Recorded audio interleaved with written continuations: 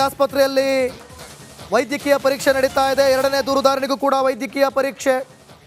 ನಿನ್ನೆ ಅಷ್ಟೇ ಸೂರಜ್ ವಿರುದ್ಧ ದೂರು ನೀಡಿದಂಥ ಪರಮಾಪ್ತ ಇಬ್ಬರಿಗೂ ಕೂಡ ವೈದ್ಯಕೀಯ ಪರೀಕ್ಷೆಗೆ ಸಿಐಡಿ ಒಳಪಡಿಸಿದ್ದಾರೆ. ಬೌರಿಂಗ್ ಆಸ್ಪತ್ರೆಯಲ್ಲಿ ವೈದ್ಯಕೀಯ ಪರೀಕ್ಷೆ. ಸೂರಜ್ ರೇವಣ್ಣ ಅವರ ವಿರುದ್ಧ ಅನೈಸರ್ಗಿಕ ಲೈಂಗಿಕ ದೌರ್ಜನ್ಯ ಪ್ರಕರಣ ದಾಖಲಾಗಿತ್ತು. ಮೊದಲಿಗೆ ಚೇತನ್ ಅನ್ನುವಂಥ ಸಂತ್ರಸ್ತ ದೂರನ್ನು ದಾಖಲಿಸಿದ್ದ.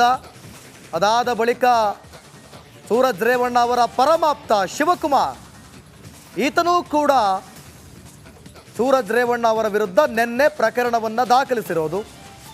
ಈಗ ಎರಡನೇ ಸಂತ್ರಸ್ತನಿಗೂ ಎರಡನೇ ದೂರುದಾರನಿಗೂ ಮತ್ತು ಸೂರಜ್ ರೇವಣ್ಣ ಇವರಿಬ್ಬರಿಗೂ ಕೂಡ ವೈದ್ಯಕೀಯ ಪರೀಕ್ಷೆಯನ್ನು ಮಾಡೋದಕ್ಕೆ ಬೌರಿಂಗ್ ಆಸ್ಪತ್ರೆಯಲ್ಲಿ ಕರೆದುಕೊಂಡು ಹೋಗಿ ಈಗ ವೈದ್ಯಕೀಯ ಪರೀಕ್ಷೆ ನಡೀತಾ ಇದೆ.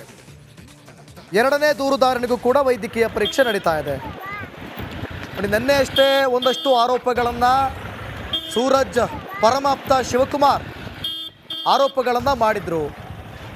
ಯಾವಾಗ ಅವರ ಭಯಕ್ಕೆ ಅಥವಾ ಕರೆದುಕೊಂಡು ಹೋಗಿ ತೋಟದ ಮನೆಗೆ ನನಗೆ ಹೆದರಿಸಿದ್ರು, ಅದಕ್ಕೋಸ್ಕರವಾಗಿ ನಾನು ಆತನ ವಿರುದ್ಧ ಚೇತನ್ ವಿರುದ್ಧ ನಾನು ದೂರನ್ನು ದಾಖಲಿಸಿದೆ.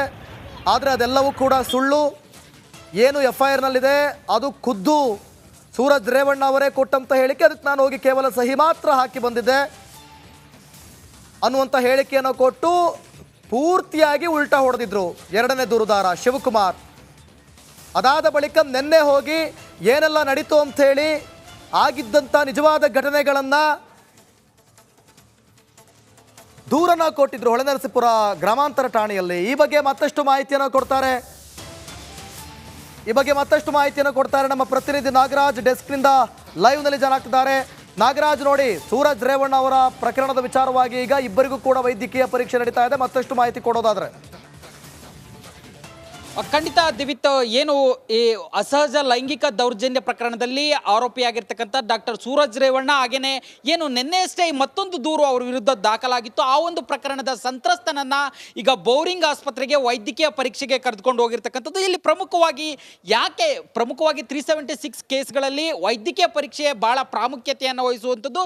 ಜೊತೆಗೆ ಒಬ್ಬ ಆರೋಪಿ ಇರಲಿ ಅಥವಾ ಸಂತ್ರಸ್ತ ಇರಲಿ, ಇವರ ಮಧ್ಯೆ ಒಂದು ಲೈಂಗಿಕ ದೌರ್ಜನ್ಯ ಆಗಿದೆ ಅಸಹಜ ಪ್ರಕ್ರಿಯೆಯಲ್ಲಿ ಅಂತ ಗುರುತಿಸೋದೇ ಈ ಒಂದು ವೈದ್ಯಕೀಯ ಪರೀಕ್ಷೆಯಲ್ಲಿ. ಹೀಗಾಗಿ ಈ ಒಂದು ವೈದ್ಯಕೀಯ ಪರೀಕ್ಷೆಯನ್ನು ಮಾಡಿಸೋದಕ್ಕೆ ಈಗ ಇಬ್ಬರನ್ನು ಸಹ, ಸಂತ್ರಸ್ತ ಮತ್ತು ಆರೋಪಿ ಇಬ್ಬರನ್ನು ಬೌರಿಂಗ್ ಆಸ್ಪತ್ರೆಗೆ CID ಅಧಿಕಾರಿಗಳು ಕರೆದುಕೊಂಡು ಹೋಗಿರ್ತಕ್ಕಂಥದ್ದು. ಇಲ್ಲಿ ಸಾಕಷ್ಟು ಸುಮಾರು ಒಂದು 2 ಗಂಟೆಗಳಿಗೂ ಅಧಿಕ ಕಾಲ ಈ ಒಂದು ವೈದ್ಯಕೀಯ ಪರೀಕ್ಷೆ ನಡೆಯುತ್ತೆ. ಅದು ಫೊರೆನ್ಸಿಕ್ ತಜ್ಞರನ್ನು ಮುಂದಿಟ್ಕೊಂಡು ವೈದ್ಯಕೀಯ ತಜ್ಞರು ಏನು ಈ ಒಂದು ಪರೀಕ್ಷೆಯನ್ನು ಮಾಡ್ತಾರೆ. ಅದರಲ್ಲಿ ಪ್ರಮುಖವಾಗಿ IPC ಸೆಕ್ಷನ್ 377 ಹಾಕಿದ್ದಾಗ ಯಾವ ವೈದ್ಯಕೀಯ ಪರೀಕ್ಷೆಗಳನ್ನು ಮಾಡಬೇಕು ಅನ್ನೋದರ ಜೊತೆಗೆ ಏನು ಪ್ರಕರಣದ ತನಿಖಾಧಿಕಾರಿ ಒಂದಷ್ಟು ರಿಕ್ವಿಸಿಷನ್ ಕೊಟ್ಟಿರ್ತಾನೆ. ಯಾಕಂತಂದರೆ ದೂರುದಾರನ ಹೇಳಿಕೆಯನ್ನು ಆಧರಿಸಿ ಯಾವ ಒಂದು ಪರೀಕ್ಷೆಗಳನ್ನು ಮಾಡಬೇಕು ಅಂತೇಳಿ ವೈದ್ಯಾಧಿಕಾರಿಗೆ ತನಿಖಾಧಿಕಾರಿ ಒಂದಷ್ಟು ರಿಕ್ವಿಸಿಷನ್ ಕೊಟ್ಟಿರ್ತಾರೆ. ಅವುಗಳನ್ನು ಸಹ ಈ ಒಂದು ಸಂದರ್ಭದಲ್ಲಿ ಮಾಡುವಂಥದ್ದು. ದಿವೇತ್, ಓಕೆ, ನೋಡಿ, ಈಗಾಗಲೇ ಸಾಕಷ್ಟು ವೈದ್ಯಕೀಯ ಪರೀಕ್ಷೆಗಳು ನಡೀತಾ ಇದೆ ನಾಗರಾಜ್.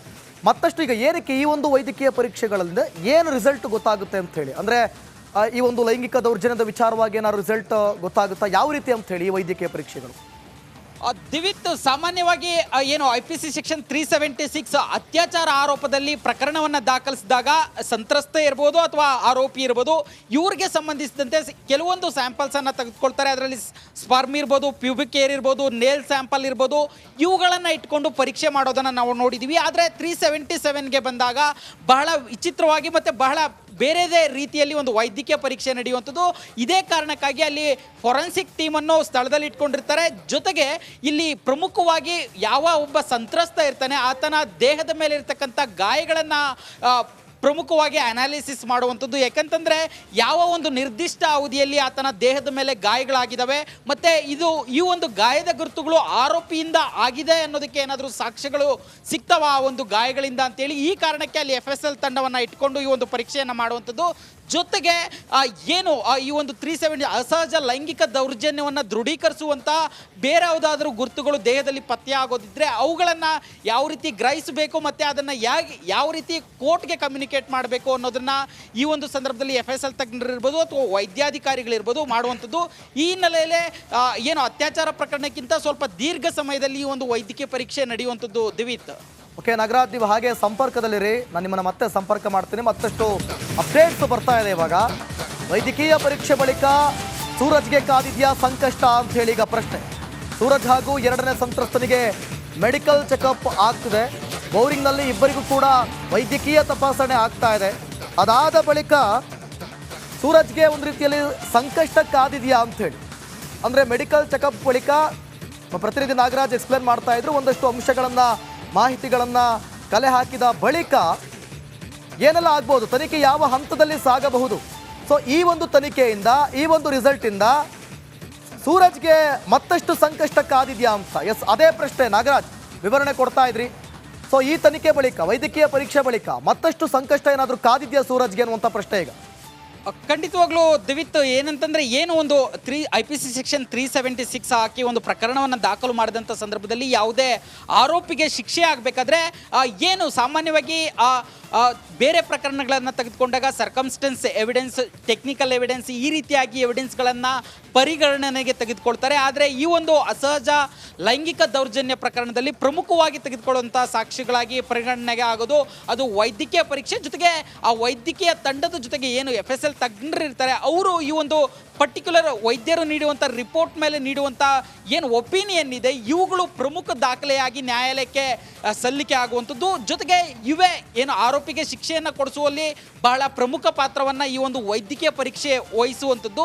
ಇನ್ನು ಜೊತೆಗೆ ಏನು ಆರೋಪಿ ಎಲ್ಲಿ ಕೃತ್ಯವನ್ನು ಕೃತ್ಯ ಎಸಗಿದಂಥ ಸಂದರ್ಭದಲ್ಲಿ ಯಾವ ಬಟ್ಟೆಗಳನ್ನು ಧರಿಸಿದ್ದ, ಇವುಗಳನ್ನೆಲ್ಲವನ್ನು ಸಹ ತನಿಖಾ ಭಾಗವಾಗಿ CID ಅಧಿಕಾರಿಗಳು ಏನು ಅವುಗಳನ್ನು ವಶಪಡಿಸಿಕೊಂಡು ಅವುಗಳನ್ನು ಸಾಕ್ಷ್ಯಗಳಾಗಿ ಮಾರ್ಪಡಿಸ್ತಾರೆ. ಆದರೆ ಇವೆಲ್ಲವೂ ಸೆಕೆಂಡ್ರಿ ಎವಿಡೆನ್ಸ್ ಆಗಿರುತ್ತೆ ಈ ಒಂದು 377 ಕೇಸ್ಗಳಲ್ಲಿ. ಆದರೆ ಇಲ್ಲಿ ಪ್ರಮುಖವಾಗಿ ಸಾಕ್ಷ್ಯ ಆಗುವಂಥದ್ದು ಏನು ಈ ವೈದ್ಯಕೀಯ ಪರೀಕ್ಷೆ ಮತ್ತು FSL ತಜ್ಞರ ಒಂದು ಒಪಿನಿಯನ್ ಕೊಡ್ತಾರೆ. ಇದು ಆರೋಪಿಗೆ ನ್ಯಾಯಾಲಯದಲ್ಲಿ ಮುಂದೆ ಏನು ವಿಚಾರಣೆ ಆದಾಗ ಅಲ್ಲಿ ಪ್ರಾಸಿಕ್ಯೂಷನ್ ಅವರು ಈ ನೀಡುವಂಥ ವೈದ್ಯಕೀಯ ಪರೀಕ್ಷೆಯೇ ಆರೋಪಿಗೆ ಶಿಕ್ಷೆಯನ್ನು ಕೊಡಿಸುವುದರಲ್ಲಿ ಪ್ರಮುಖ ಪಾತ್ರ ವಹಿಸುವಂಥದ್ದು. ಈ ನಿಟ್ಟಿನಲ್ಲಿ ಇವತ್ತು ಸೂರಜ್ ರೇವಣ್ಣಗೆ ನಡೀತಾ ಇರ್ತಕ್ಕಂಥ ವೈದ್ಯಕೀಯ ಪರೀಕ್ಷೆ ಒಂದು ಹಂತದಲ್ಲಿ ಹೇಳಬೇಕಾದ್ರೆ ಈ ಒಂದು ಪ್ರಕರಣವನ್ನು ನಿರ್ಧರಿಸುವ ಒಂದು ಪರೀಕ್ಷೆಯಾಗಿ ಇರತಕ್ಕಂಥದ್ದು ದಿವಿತ್.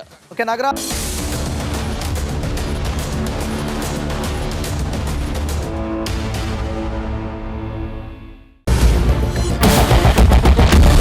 ಕ್ಯಾಪ್ಟನ್ ಅರ್ಜುನ್ ಕೊಂದಿದ್ದು ಯಾರು? ಅವ್ರ ನರೇಟಿವ್ ಎಲ್ಲಿ ತಂದಿಟ್ಟಿದ್ದಾರೆ ಅಂತಂದ್ರೆ ಸಂಪತ್ತನ್ನ ಹಂಚಿಬಿಡೋದು ಅಂತ.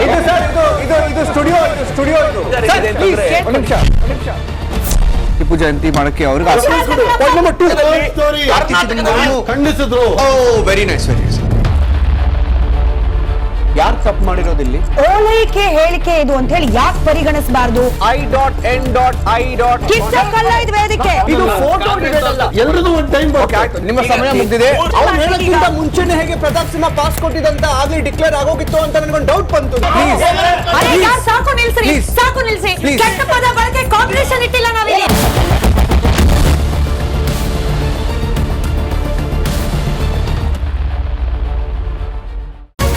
ರಿಪಬ್ಲಿಕ್ ವರ್ಡ್ ಆಪ್ ಇದು ಕೇವಲ ಅಪ್ಲಿಕೇಶನ್ ಅಲ್ಲ, ಸಮಗ್ರ ಸುದ್ದಿಗಳ ಸಂಪರ್ಕ ಮಾರ್ಗಕ್ಕೆ ಕ್ರಾಂತಿಕಾರಿ ಬದಲಾವಣೆ.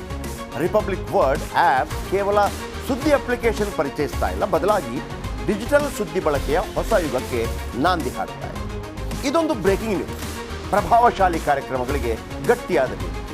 ಇಲ್ಲಿ ಕೇವಲ ತಾಜಾ ಸುದ್ದಿ, ಅದರ ನೇರ ಪ್ರಸಾರ ಮತ್ತು ಚರ್ಚೆಗಳಿಗೆ ಮಾತ್ರ ಅವಕಾಶ. ರಿಪಬ್ಲಿಕ್ ವರ್ಲ್ಡ್ ಆ್ಯಪ್ ಡೌನ್ಲೋಡ್ ಮಾಡಿಕೊಳ್ಳಿ. ಗೂಗಲ್ ಪ್ಲೇ ಸ್ಟೋರ್ ಮತ್ತು ಆಪಲ್ ಆ್ಯಪ್ ಸ್ಟೋರ್ನಲ್ಲಿ ಲಭ್ಯವಿದೆ.